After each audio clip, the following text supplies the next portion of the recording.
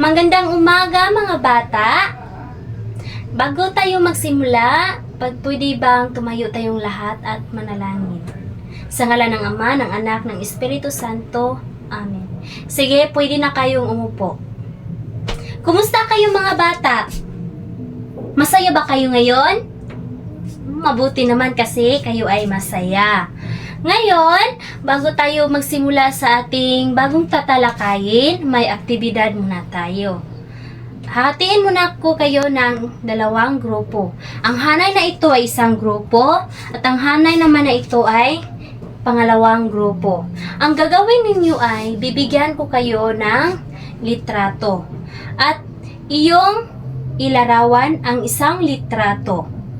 O magbigay kayo ng sariling opinyon kung ano ang iyong masasabi sa ibinigay ko na litrato sa inyo.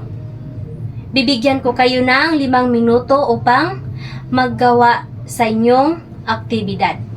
Maliwanag? Sige, pwede na kayo magsisimula. Batay sa ating aktibidad, ano yung naobserbahan nyo? Batay sa litrato na ibinigay ko sa inyo, ano yung naobserbahan nyo?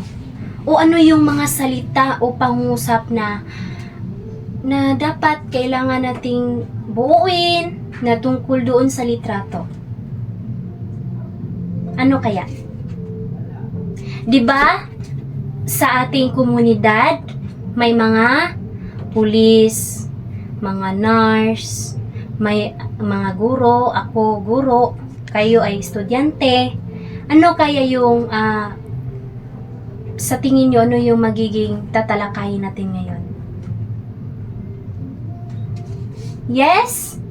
Ito ay tungkol sa paglilingkod sa komunidad. Ang tatalakayin natin ngayon ay tungkol sa paglilingkod sa komunidad.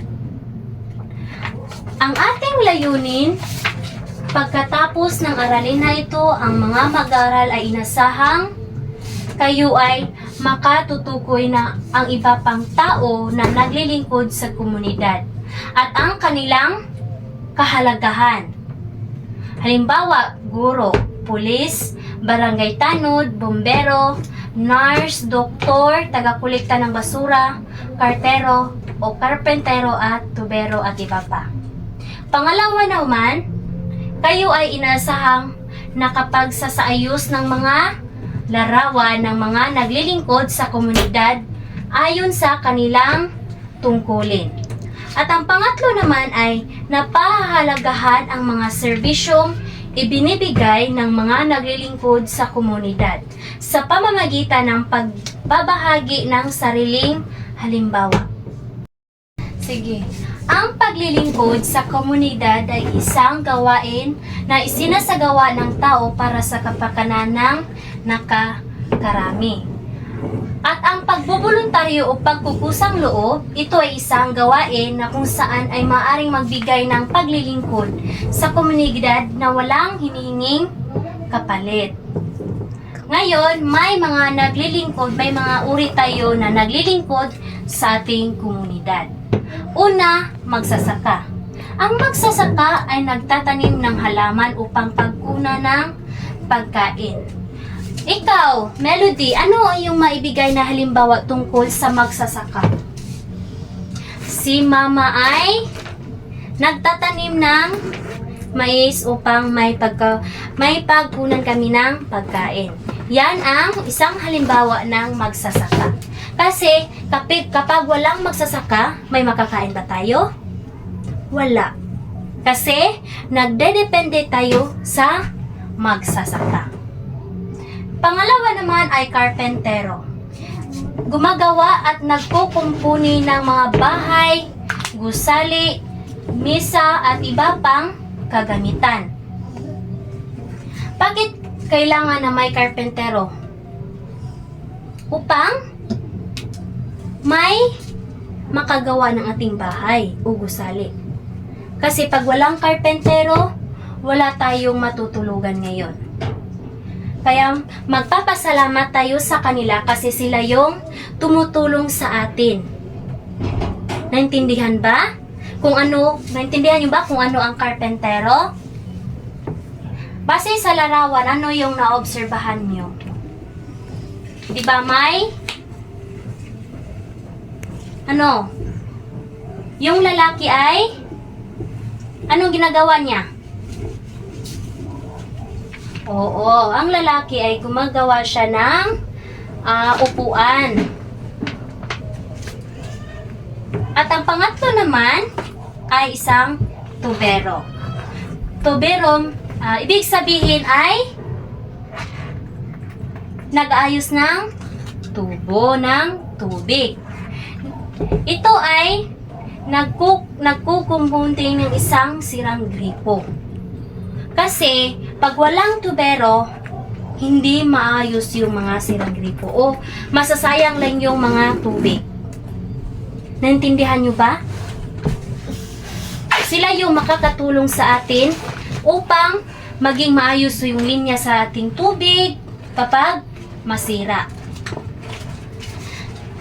Pang-apat naman ay guro. Nagtuturo upang matuto ang mga mag-aaral ng iba't ibang asignatura at kagandahang asal. Bakit mahalaga ang guro? Kasi pag walang guro, wala kayo dito. Naintindihan niyo mga bata? Wala din ako dito kapag wala kayo. Kaya mahalaga ang guro upang kayo ay may matutunan. May maabot kayo na gustong abutin na pangarap. At ang guro ay isang paraan upang makatulong sa inyong pangarap. Naintindihan nyo ba? Ngayon, ano ang iyong maibigay na halimbawa tungkol sa guro? Halimbawa, ang aking guro ay nagbibigay ng asignatura o mga takdang aralin na nagpapahiwatig sa aking sariling karanasan. Yun ang halimbawa ng guro. Siya yung magtuturo sa inyo ng mabuting asal at iba pa. Sila yung pangalawang nanay nyo. May nanay man kayo sa inyong bahay, may nanay rin kayo dito sa paralan. Naintindihan nyo ba? Okay, mabuti. May mga naglilingkod rin para sa kalusugan. Una, nurse. Tumutulong sa doktor sa pangalaga ng mga may sakit. Pwede ka ba magbigay ng halimbawa, Shaira, tungkol sa nurse? Ang nurse ay sila yung nagbibigay ng gamot. Tama. At ang doktor ay nagbibigay ng serbisyong panggagamot sa mga taong may sakit. Sila yung nag-oopera ng mga may sakit. Sila rin yung may karapatan na mag-oopera. Kasi yung nurse, wala na dyan. Ang nurse ay isa laman ito ay siya ay mag-aalalay ng isang doktor. Ang mismong gumagawa ng pag-oopera o anumang mga sakit ay ang doktor lamang ang pwedeng makagawa niyan. Sige, bigyan mo ko ng halimbawa, Kathleen. Ano mabigay mo na halimbawa tungkol sa doktor? Ang doktor ay nag-oopera ng isang tumor. Ito ay isang halimbawa ng doktor kasi siya lang man mismo ang gumagawa nun. Naintindihan nyo ba? Sige, pupunta naman tayo sa kumadrona. Ano ang kumadrona sa English? Ito ay isang midwife. Ibig sabihin, sila yung tumutulong sa doktor sa pagpapaanak.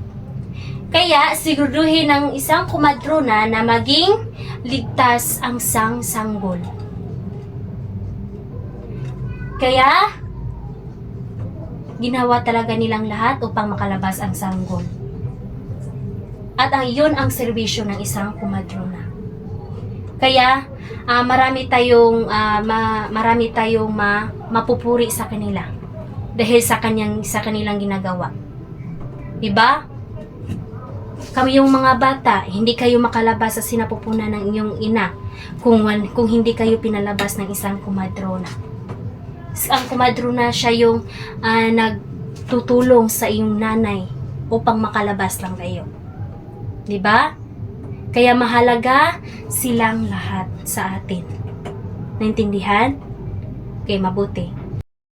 May naglilingkod para sa kalinisan at kaayusan. Sila yon ang kaminero. Ibig sabihin, sila yung naglilinis ng kalsada at daan upang mapanatili ang kalinisan ng kapaligiran. Sino yung makapagbigay ng halimbawa tungkol sa kaminero at bakit sila ay mahalaga? Lucky John, magbigay ka ng halimbawa tungkol sa kaminero. Sige. Ang government ay bumuo ng isang pangalang tupad. Ibig sabihin, ang mga tao ay palilinisin ng kalsada at may matanggap sila na sweldo. 'Di ba?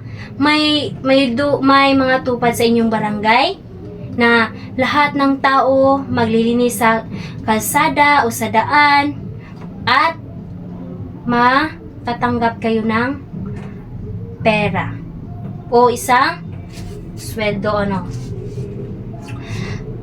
Sa susunod naman ay isang basurero. Ibig sabihin, namamahala sa pangungulekta at pagtatapon ng basura. Ano ang halimbawa nito sa isang basurero? Dito sa ating paralan sa Assumption, may basurero ba dito? Oo naman, meron. Kasi yung mga basura natin dito sa Assumption, may kumukuha na mga basurero. Ito yun, tingnan nyo ang larawan, di ba makikita nyo? Ganito yun, sila yung kumukuha ng mga basura natin dito sa Assumption. Kaya magpapasalamat tayo sa kanila kasi hindi tayo malinis dito sa ating paralan kung walang mga basurero. Saludo tayo sa kanila, di ba? Ngayon, may mga naglilingkod din para sa ating kaligtasan. Kapag wala sila, maliligtas ba tayo? Hindi. Kaya ang una ay may bumbero tayo, pumapatay sa sunog at nagliligtas sa mga biktima. Diba may mga sunog dito sa Davao na nangyayari? Oo, maraming nasunugan dito sa Davao. Kapag walang bumbero, ano mangyayari sa kanila? Sila ay hindi ligtas. Maaari sila ay mamatay o sugatan. Di ba? Sunod naman ay pulis. Ang pulis ay nagpapanatili ng kaayusan at kapayapaan ng komunidad. Nakakita na ba kayo ng pulis dito sa ating paralan? Oo. Di ba yung mga issue natin dito, sila yung magbigay ng protection sa ating lahat. 'Di ba? Mga bata, nakikita naman kayo ng mga pulis kahit saan. Kung may mga taong mananakit sa atin, may mga pulis na magbibigay sa atin ng protection. Kaya, mabuti talaga na dapat natin silang isaludo ang mga pulis. Kasi yung mga trabaho nila ay hindi ganun kadali. Hindi yun bero ang magiging pulis, di ba mga bata? Naintindihan nyo ba? Okay, mabuti naman. Ngayon, pupunta naman tayo sa punong barangay. Namumuno sa kayusan, kapakanan at kapayapaan at kaunlaran ng nasasakupang komunidad. Alam nyo ba kung ano yung punong barangay? Ang punong barangay, ibig sabihin, in English is barangay captain. May barangay captain ba kayo? Ano yung na-obserbahan nyo sa iyong barangay captain? Mabuti ba siya? Mabuti ba siyang tao? Marunong ba siyang magdadala ng mga tao? May pagkapatay-pantay ba? Sa inyo, Feby, may punong barangay din ba kayo? Meron. Kasi, sila yung magiging, sila yung namumuno ng kaayusan. Kapag may mag-aaway, sila rin yung magre-resolba. Sila yung magbigay ng solusyon upang kayo ay magkaayos. Kaya kapag ang mga tao hindi sila magkaayos sa barangay, kaya pupunta ito sa pulis. Naintindihan niyo ba? Naintindihan niyo mga bata kung ano ang punong barangay? Okay, natin salamat. Dito naman tayo sa barangay Tanod. Tumutulong sa kapitan ng barangay upang mapanatili ang kaligtasan ng mga tao. Ang mga barangay Tanod, sila yung magbabantay sa atin sa tuwing may piyesta. Sa disco na mangyayari sa ating barangay. Upang pag may gulo, tayong lahat na mga tao ay mapoprotektahan kasama sa mga pulis. Yan ang tungkulin ng barangay Tanod. Naintindihan nyo ba ang mga iba't ibang paglilingkod sa komunidad? May natutunan ba kayo? Bakit mahalaga ang mga ito sa atin bilang mga tao? Bakit mahalaga ang mga ito? Dahil sila yung nagproprotekta sa atin. Sila rin yung nagbibigay ng lakas. Tama ba? Sige, tama. Sige, ngayon, pupunta naman tayo sa ating aktibidad. Sa parehong grupo, kayo ay bigyan ko ng larawan. At ang gagawin nyo ay inyong aayusin ang mga larawan na naglilingkod sa komunidad at ayon sa kanilang tungkulin. Bigyan ko kayo ng 5 minuto pa rin upang maghanda at ipresenta ito sa harapan. Naintindihan ba? Okay. Magbibigay ako ng pagsusulit tungkol sa ating tinatalakay ngayon. Dapat na mag-aaral kayo, ha? At sa ating takdang aralin, ang gagawin nyo ay kahit ano, basta gumuhit kayo ng isa na naglilingkod sa ating komunidad. At ilagay nyo sa ibaba kung ano ang kanilang naitulong sa atin. Yun lang. Naintindihan? Sige, pwede lang tumayo tayo at manalangin. Sa ngalan ng Ama, ng Anak, ng Espiritu Santo. Amen. Sige, mag-ingat kayo sa pag-uwi, ha? Sige, salamat.